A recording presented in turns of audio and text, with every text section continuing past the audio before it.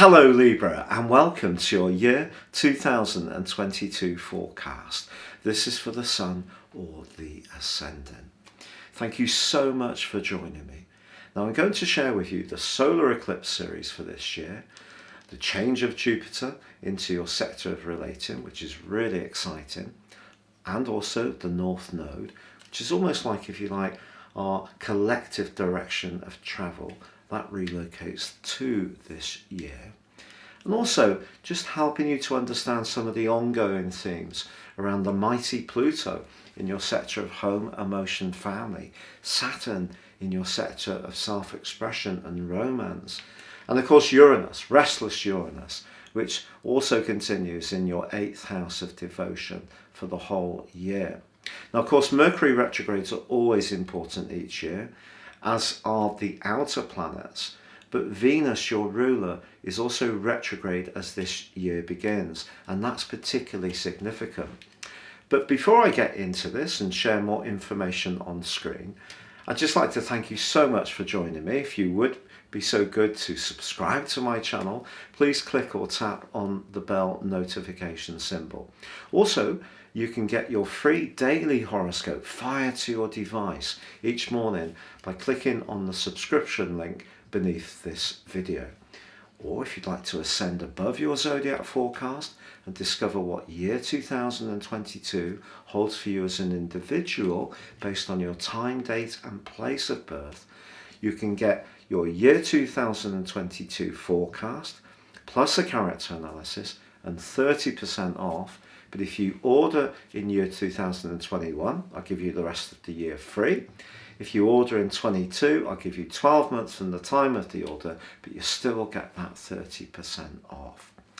Right, before we get into what the solar return presents for the year ahead, that's the whole year background influence, let's just have a little retrospective look at the solar eclipse of the 4th of December. Now you may be thinking, why are we looking at something that's already gone? Well, the reason, Libra, is simply that eclipses have a background energy of around 6 months. So because that occurred with 3 weeks of year 2021 to go, it's still going to be active for the first 5.5 months of this year. And it was a really exciting eclipse for your sign. This is because the Sun and the Moon were aligned together in Sagittarius, which is brilliant for you to be bubbly, enthusiastic, absorbing ideas quickly and sharing yours. But because Mercury, the planet of communication, was so closely allied to the Sun and the Moon in this sector, you're going to be particularly agile when it comes to absorbing ideas or sharing those enthusiastic encounters for the first 5.5 months of 2022. But there's more, because Venus, your ruler, was allied to Pluto when that solar eclipse occurred. And the Venus conjunct Pluto conjunction was actually in your 4th house, very much to do with where you live. And in fact, they're pretty well tethered together for the whole of December. That's because Venus went into a retrograde on the 19th of December. So as we come into this new year, and I'm now sharing with you on screen the solar return for the whole year, you can see the Sun, always in Capricorn at this time of year, is very close to both Venus and Pluto, Venus in that retrograde, but also Mercury again. So you have 4 major influences in the sector of where you live, how you live there, and with whom. And if you think back since 2008, the time that Pluto has been in the sign of Capricorn, I think there probably has been huge changes in terms of your outlook, your understanding of your own deeper emotional needs, and issues around additions to the family. Perhaps you've renovated where you've lived, you've moved altogether, you've upsized, downsized. There's been people leaving home, people coming back home. It's probably been a very transformational period of time, but not necessarily always easy. Pluto isn't an easy influence. So although Venus is retrograde in its conjunction with Pluto, this does suggest that something still needs to work its way out in your situation around where you live. Now, Venus is very much to do with relationships, but it's also to do with presentation, to do with decorative influences. It's also to do with attracting money. So I feel it's possible that you will be in some way improving where you live this year. Someone from your family who may have been estranged from you could come back into your situation, or you could move again. Even if you've moved in recent times, it is possible that will be repeated this year. But we mustn't underestimate that Venus conjunct Pluto could also mean that money comes to you through your family or through working from home. Now, that might seem a fairly easy prediction to make because so many people are working from home these days. But this could be something in addition to the day job, if you like. Now, also, as this solar return occurs, you can see the Moon and Mars on the screen again are conjunct in Sagittarius. And the Moon and Mars together in the third house means that your desire to express yourself, already strong from the solar eclipse at the 4th of December, is given even more dynamism because Mars is about a determination to be heard, and the sign of Sagittarius is very much about philosophy. So if you need to share how you feel in terms of your belief systems, I think you're going to have more confidence this year, quite frankly. It's also the case that if we take the Moon, how we receive affection, security, and we're receptive to others in Sagittarius, and the Sun in Capricorn, where you live, the physical side of shelter, because Capricorn is quite a material sign, and the Sun is about making sure we have that protection. If we take the midpoint between the two, we get the yin and yang of your year, and that's at 28 degrees in Sagittarius. So year 2022 is going to be a year when a lot of ideas, a lot of conversations, you could find yourself really exchanging a lot all through the year. It can be a very active year physically as well, so that's one of the fascinating features. But how does a solar return work? Well, I want to imagine that you go into night class and you're having some art lessons, and you go into the room and the tutor asks you to paint onto your canvas a background colour, and then take your charcoal and outline the figure that you want to draw in more detail. It doesn't matter if it's an animal, a wildlife scene, or even another person. And then over the year, as planetary influences unfold, that provides the greater detail, the greater colour to fill in that backdrop of energy. So this solar return is going to be active all this year. So a lot of communication. It's possible it can be more with neighbours or siblings. There could be some kind of reunion around a family situation, or your home can become a real hubbub of activity, perhaps to do with your community, perhaps to do with your work. But there is a couple of other influences I need to tell you about that solar return that are going to provide a backdrop for the whole year. The first one concerns the North Node. You can also see on the wheel that the North Node in Gemini at this point is going to be moving into Taurus on the 19th of January, is squaring with Jupiter in your 6th house of work. This is suggesting that your enthusiasm, your capacity to help others can continue to be high this year, but it is going to be important to under-promise and over-deliver. That will just protect you yourself from getting involved in situations where you're being too sacrificing. You still have Neptune in your 6th house, been there since 2012, and that has been a theme. You've given a lot of yourself. Important to make sure that you give to you too. And the final influence from this solar return to watch out for is the square between Saturn and Uranus, which was the most dominant aspect of the whole of year 2021. And they formed an exact square as recently as the 24th of December. Now, by the third week of January 2022, the square between them within 3 degrees finally comes to a close. It began, first of all, around about the 6th of January 2021. So it's had almost a 13-month influence. What has it meant for you? Well, Uranus is in the part of your horoscope that's to do with where you're most invested, the 8th house, but it can be around business interest, it can be around shared resources, can be around property. And Saturn is in the part of your horoscope to do with creativity, your self-expression, where you want to find happiness. And of course, Saturn doesn't always give us those things without an awful lot of hard work and application. But if there has been a romantic relationship where you felt quite throttled and not been able to breathe in the way you need to breathe for your own needs, I think that active energy in your 4th house, home, family, emotion, suggests that's the area that you could return to in order to break free of something that isn't working for you, particularly if it's a very controlling relationship or something where you're just not particularly happy or fulfilled. So just bear that in mind. I think there is going to be the opportunity to talk things through a lot more this year, but if something isn't working for you, those two in that square at the start of the year really is pushing you to make a change. Now, as we come into the new year properly, on the 14th of January, Mercury goes into a retrograde. Now, there are actually 4 retrogrades this year, but only 3 fully complete.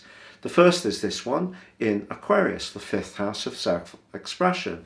But by the 3rd of February, Mercury has retreated back into your 4th house of where you live, how you live there, whom with, and so forth. So you can see that need to get your basic foundation, your emotional foundation working properly is highlighted even by Mercury earlier in the year.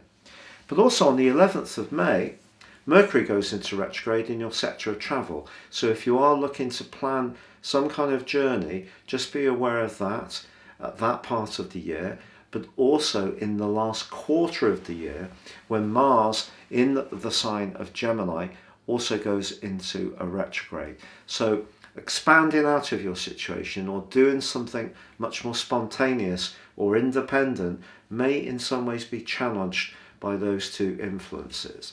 And then we have on the 10th of September, Mercury goes into retrograde in your sign, but then terminates back into the sign of Virgo, your 12th house, by the 1st of October. So you can see there's a pattern. Each of those first 3 retrogrades begin in air signs, but each of them terminate back in earth signs, but for you in a very psychological way. The first one sees the Mercury going back into the emotional zone of the 4th house. The second one, the 8th house of devotion. And then the last one, the 12th house of letting go of something that's no longer serving your greater good. So communication, although it is going to be buzzy this year, you still need to be able to see the subtext underneath what's actually spoken to understand what the feelings are behind the words spoken. And that's a crucial part of where your Venus conjunction with Pluto, your ruler, at the start of the year in that retrograde, it's giving you the opportunity to think much more deeply about what relationships really mean. Because, Libra, there is a part of your nature that likes to keep the peace, and you have a real appreciation of balance. You can be very gracious and sometimes let go of things that other people might cause a bit of a fuss about. But I think that planetary influence at the start of the year is saying to you, make sure that you are delving deep to get what you really need emotionally. And those Mercury retrogrades underline that trend. But then on the 19th of January, the North Node retreats into the sign of Taurus, where it's going to be for a year and a half. But Taurus for you, the 8th house, is also about longer term money. It can be about business, can be about entrepreneurship. And of course, having Uranus there, as you have done over the last few years, it's probably meant that things have been a bit sort of changeable, not necessarily consistently clear, but maybe you've also shown some fantastic strokes of ingenuity and fresh approaches to situations which may have worked really well. So having the North Node to support Uranus in that sector is a real asset for you all this year, particularly in relation to the eclipses. Because if we look at the eclipse series this year, they all influence your second and your eighth house sectors of your chart. The second house is everyday finance. It's our basic values and our basic need for security and foundations. So in your case, that's Scorpio. But the eighth house is Taurus. So you can see you have the North Node, plus you have Uranus. Then you have a solar eclipse which occurs on the 30th of April, but it's conjunct Uranus. And that provides an influence for the following 6 months. But there's a lunar eclipse which also occurs on the 16th of May in the second house. So whatever you're doing in terms of a business situation, business opportunity, or property matter, you need to make sure that you're balancing the books. So that's going to be a big theme of this year, but I'm going to make a bold prediction because I think you're going to do much better financially this year, better than you might imagine. But it will require discipline on your part, because the third eclipse, the solar eclipse of the 25th of October, is in your second house of Scorpio, but it is conjunct Venus, your ruler. So that last quarter of the year could coincide with a major breakthrough in terms of your finances. And then finally, the last lunar eclipse occurs on the 8th of November, and that is back in the sign of Taurus. So balancing the books, having a balanced attitude to what you spend and what comes in, is going to be a big theme. But the second and eighth house is also where we want to be intimate. It's where we feel at ease being close to someone. If you're not at ease being close to someone, that's what Saturn's been pushing you to look at over the last couple of years, because it's in your sector of joy. And if you're not feeling joy, that's a clue that the relationship isn't as good as it should be. If you're in a relationship where you both work very hard at it, it may not be absolutely perfect, few relationships are, but there is a unity between you. Keep working at that tie, because there's every chance it will reward you. Now, I also want to tell you about your new moon, which occurs on the 25th of September. But this is glorious because it's opposite the expansive energies of Jupiter in your sector of relating. So I think the following month could be a time when you can have some uplift around all sorts of associations, but particularly where you have faith in the process. We can all get a bit discouraged at times, a bit concerned whether people know where we're coming from.